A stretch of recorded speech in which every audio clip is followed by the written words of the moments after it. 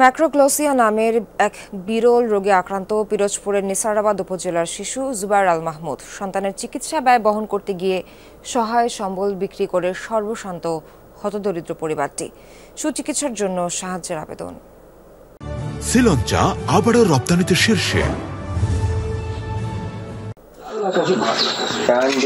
পিরোজপুরের নেসারাবাদ উপজেলার সরসিনা এলাকার শিশু জুবায়ের আল মাহমুদ পঞ্চম শ্রেণীতে পড়ুয়া এই শিক্ষার্থী জন্ম থেকেই বিরল এক রোগে আক্রান্ত। চিকিৎসকের ভাষায় বলা হচ্ছে ম্যাক্রোগ্লোসিয়া। সাধারণভাবে বলা যায় বড় জিহ্বা রোগ।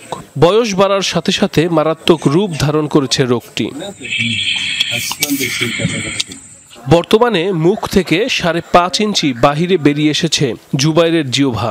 স্কুলে যাওয়া আসা সহ সমাজের সবকিছু থেকেই রোগকে আড়াল করতে রুমাল সাথে রাখতে হয় তাকে।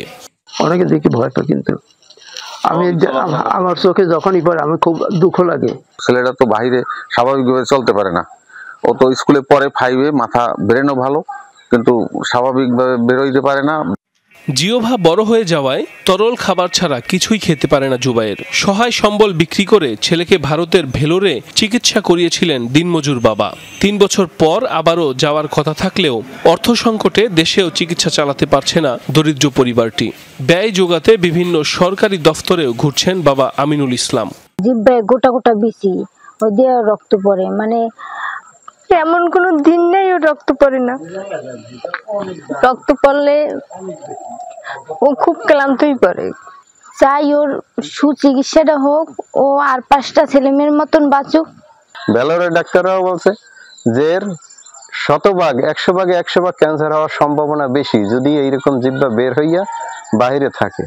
যদি ওরা আপনারা একটু সহযোগিতা করেন বা সাহায্য করেন, এইটা দিয়ে যদি যাইতে আমরা পারি, তাহলে হয়তোবা দ্বিতীয়বার একটা চেষ্টা দিয়ে দেখবো যে বাচ্চার সত্যি সত্যি রোগটা আমরা নির্মূল করতে পারছি কিনা। ম্যাক্রোগ্লোসিয়া রোগের চিকিৎসা বেশ ব্যয়বহুল। জেলা পর্যায়ে তা করাও সম্ভব নয় বলে জানান পিরোজপুরের এই শিশু রোগ বিশেষজ্ঞ। তার চিকিৎসাটা এখন মোটামুটি সার্জারি, রিকনস্ট্রাকটিভ সার্জারির পর্যায়ে চলে গেছে। এখন এই চিকিৎসা আসলে আমাদের মতো মফস্বলে সম্ভব নেই। সার্জিক্যাল রিকনস্ট্রাকটিভ যদি হয়, সেক্ষেত্রে দেখা যেতে পারে 4-5 লাখ টাকাও লাগতে পারে। আবার যদি দেখা যাচ্ছে এখানে আমরা রেডিওথেরাপি যোগ করি, সেখানে আমাদের খরচের পরিমাণ আরো বেশি লাগতে পারে।